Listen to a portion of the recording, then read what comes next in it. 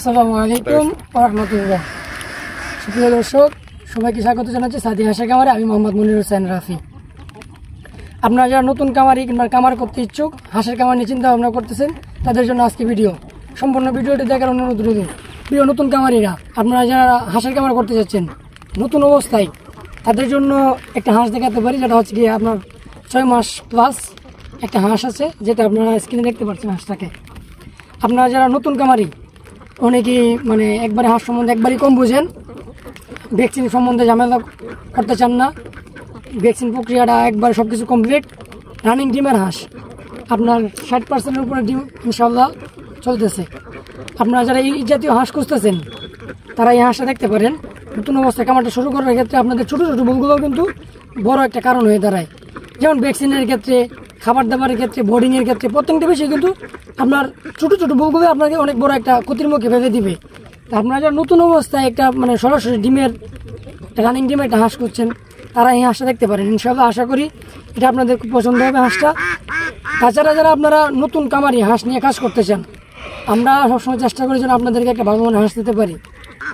এছাড়াও আপনাদের যারা বিভিন্ন বয়সের হাঁস নিতে চাচ্ছেন, বাজেটের উপরে ডিপেন্ড করে। আপনারা যারা নতুন, অনেক ক্যাটাগরির হাঁস আছে, 4 মাস, 3 মাস, 2 মাস, 2.5 মাস।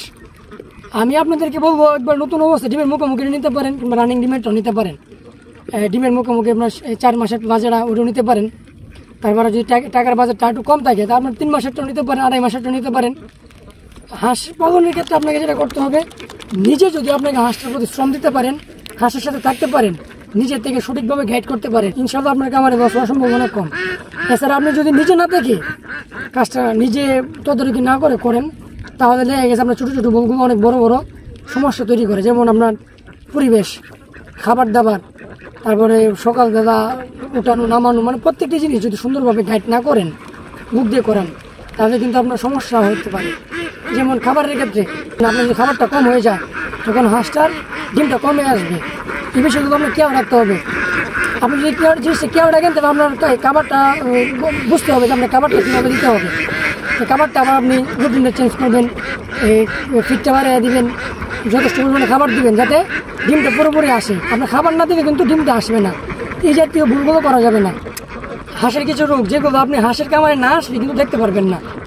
যেমন ধরেন আপনার অনেক রোগ আছে, যেগুলো আপনার পায়খানা দেখে বোঝা যায়, যেরকম পাতলা পায়খানা হয়েছে কিনা, হাঁসের পায়খানা ঠিক আছে কিনা, চুনা দিতেছে কিনা, এই বিষয়গুলো আপনি যদি হাঁসের কাছে না আসেন, তা আপনি কিন্তু ধরা পড়বে না। এই ছোটো ছোটো ভুলগুলো কিন্তু আপনার খামারে অনেক বড় একটা ক্ষতির মুখে নিয়ে যাবে। এই জন্য আপনি যখন খামারটা করবেন, খামারে যথেষ্ট পরিমাণে দায়িত্বশীল নিয়ে খামারটা করতে হবে, যাতে খামার করার ক্ষেত্রে আপনার দায়িত্বের যেন অবহেলা না থাকে। আপনার পরিবেশ, খাবার দাবার, এসবের ক্ষেত্রে যেন কোনো অবহেলা না থাকে। দাম 2 টাকা বেশি হোক, কিন্তু হাঁসটা যেন ভালো হয়। যেমন আমাদের হাঁসগুলো একটু রেটটা একটু বেশি হয় এই কারণে, কারণ আমরা ভ্যাকসিনগুলো সময় মতো দিই, যত্নগুলো ঠিক মতো করি, খাবার দাবারটা সবসময় মেনটেন করার চেষ্টা করি।